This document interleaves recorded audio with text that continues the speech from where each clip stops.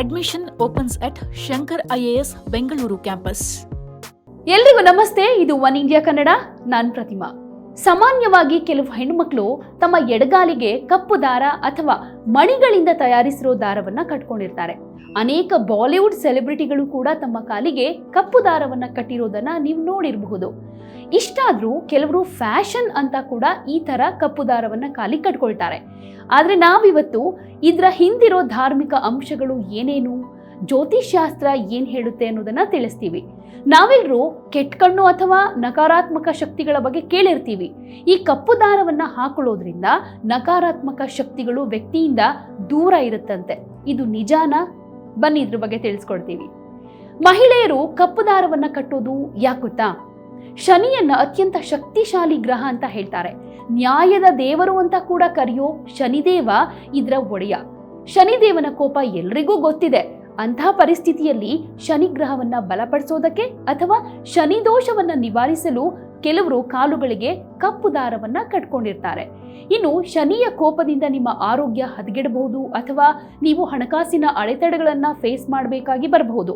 ನಿಮ್ಮ ಪಾದಗಳಿಗೆ ಕಪ್ಪು ದಾರವನ್ನ ಹಾಕೊಂಡ್ರೆ ನೀವು ಖಂಡಿತವಾಗಿಯೂ ಅನೇಕ ಪ್ರಯೋಜನಗಳನ್ನ ಪಡಿತೀರಾ ಅಂತ ಜ್ಯೋತಿಷ್ಶಾಸ್ತ್ರ ಹೇಳುತ್ತೆ.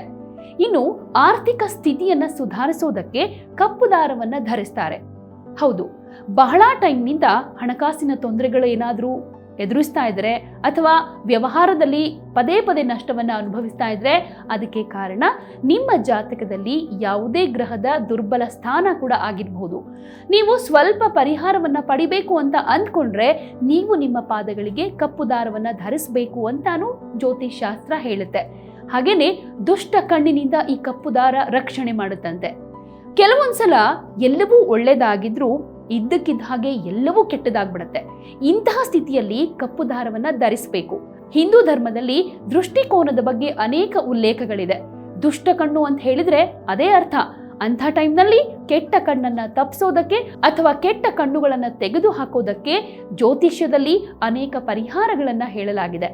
ಇದರಲ್ಲಿ ಪಾದಗಳಿಗೆ ಕಪ್ಪು ದಾರವನ್ನ ಕಟ್ಟುವುದು ಕೂಡ ಉತ್ತಮ ಪ್ರಯೋಜನ ಅಂತ ಹೇಳಿದೆ.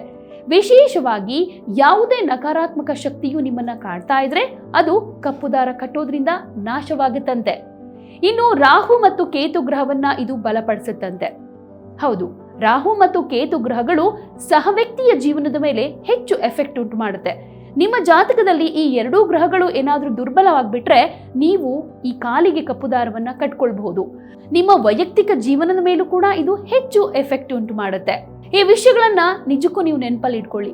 ಯಾವಾಗ್ಲೂ ಕಪ್ಪು ದಾರವನ್ನ ಧರಿಸಿ ಅದನ್ನ ಭೈರವ ದೇವನ ದೇವಸ್ಥಾನಕ್ಕೆ ಹೋಗಿ ನಿಮ್ಮ ಕಾಲ್ನಲ್ಲಿ ಕಪ್ಪು ದಾರವನ್ನ ಧರಿಸಿದ ಮೇಲೆ ಶನಿದೇವರ ಮಂತ್ರವನ್ನ ಕನಿಷ್ಠ 21 ಬಾರಿ ಜಪಿಸ್ಬೇಕಂತೆ. ಕಪ್ಪು ದಾರವನ್ನ ಧರಿಸೋದಕ್ಕೆ ಶನಿವಾರ ಉತ್ತಮ ದಿನ. ಕಪ್ಪು ದಾರದೊಂದಿಗೆ ಕೆಂಪು ಮತ್ತು ಹಳದಿ ದಾರವನ್ನ ಯಾವತ್ತೂ ಹಾಕೋಬೇಡಿ.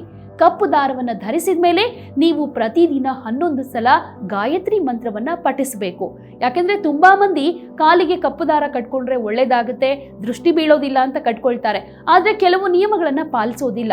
ಸೊ ನೀವೇನಾದ್ರೂ ನಿಮ್ಮ ಕಾಲಿಗೆ ಕಪ್ಪು ದಾರವನ್ನ ಕಟ್ಕೊಂಡಿದ್ದೆ ಆದ್ರೆ ನಾವೀಗೇನೇನು ಹೇಳಿದೀವಿ ನಿಯಮಗಳು ಅದನ್ನ ಪಾಲನೆ ಮಾಡಿ, ಖಂಡಿತ ನಿಮ್ಗೆ ಒಳ್ಳೇದಾಗುತ್ತೆ.